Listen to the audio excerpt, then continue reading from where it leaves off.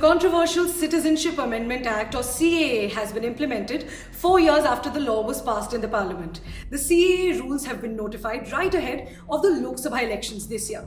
Many are calling it a distraction tactic, many call it anti-Muslim. But let's cut the noise. Here's what you should know to understand this act and its criticism in 7 major points. First things first, what is CAA? Well, the CAA seeks to fast-track the process of granting Indian citizenship to 6 non-Muslim religious minorities: Hindus, Parsis, Sikhs, Buddhists, Jains and Christians who migrated to India from 3 of our Muslim-majority neighbors, Pakistan, Afghanistan and Bangladesh.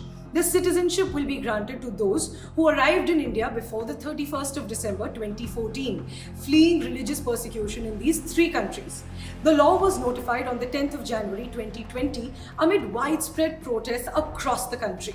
But it couldn't be implemented till now because the rules weren't notified. But now they are here.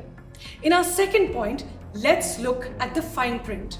The rules released by the Home Ministry say that after a person submits their online application for citizenship, an empowered committee will decide whether citizenship will be granted.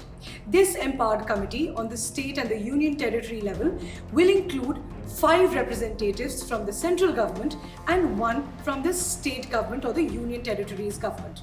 Third point, now that the rules have been notified, is there no roadblock to CAA? There is. The constitutionality of this act is yet to be judged by the Supreme Court. Over 200 pleas pending in the top court contend that the act violates the fundamental right to equality as it makes a distinction based on religion and excludes Muslims. The question being raised is that when India is secular and our constitution guarantees equality before the law for all, how can any law make a distinction based on religion and exclude one religion from the benefits of it? Fourth, let's come to the criticism from the opposition and the government's defense. AIMIM Chief Asaduddin Owaisi said that give asylum to anyone who is persecuted, but citizenship must not be based on religion or nationality. He alleged that the law is meant to only target Muslims. The government has said that Muslims are not included in the CAA as these 3 countries identified are Islamic states, and in an Islamic state, at least those who follow the religion of Islam do not face religious persecution. The government says that there's nothing wrong with the act as it gives asylum to refugees who are facing persecution in these 3 countries. If we take that argument that the government wants to simply give asylum to persecuted groups, the question is, why have some other communities facing atrocities been excluded? Let's understand with specific examples. The Act has no provision for Tamil Hindu refugees coming from Sri Lanka. The DMK in the Supreme Court had said that Tamils face religious persecution in Sri Lanka as they are predominantly Hindus living in a Buddhist majority country.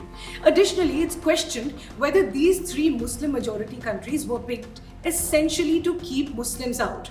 That's because the Act excludes some other refugees such as the Rohingyas from Myanmar who follow Islam or minority Muslim sects such as Hazaras who face persecution in those countries but won't be eligible for asylum in India because they are Muslims. Because of these reasons, many opposition parties have called this Act arbitrary and discriminatory. Fifth, let's come to one of the most contentious issues, the CAA-NRC combination fear. The Home Minister Amit Shah had defended the law saying that it can't snatch away anybody's Indian citizenship, but has only been enacted to give citizenship to those people who have come from Bangladesh, Afghanistan and Pakistan after facing religious persecution.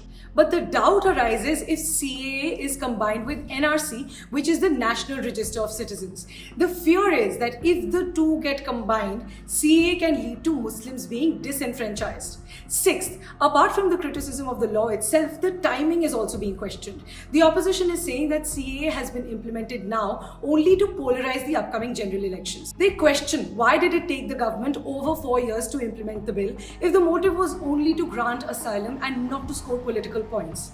Senior Congress leader Jairam Ramesh said that the law could have been formed within months of the bill being passed in December 2019, but it's being notified now only to distract the country from the electoral bond scheme case.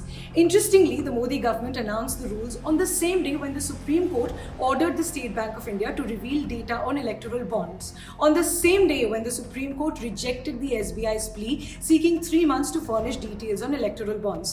The court gave the SBI just a day's time to reveal electoral bonds data. And just hours after that hearing, we heard the announcement of the CAA rules. The opposition quite obviously called it good headline management to take away attention from electoral bonds. Now, as we end with our 7th point, let's go back to the protests against CAA to understand the different reasons for its criticism. You must remember that this act had led to widespread protests in 2019 as it excludes Muslims. Over 30 people were reportedly killed in the violence during these protests. It had led to the Northeast Delhi riots in 2020 between anti and pro-CAA protesters.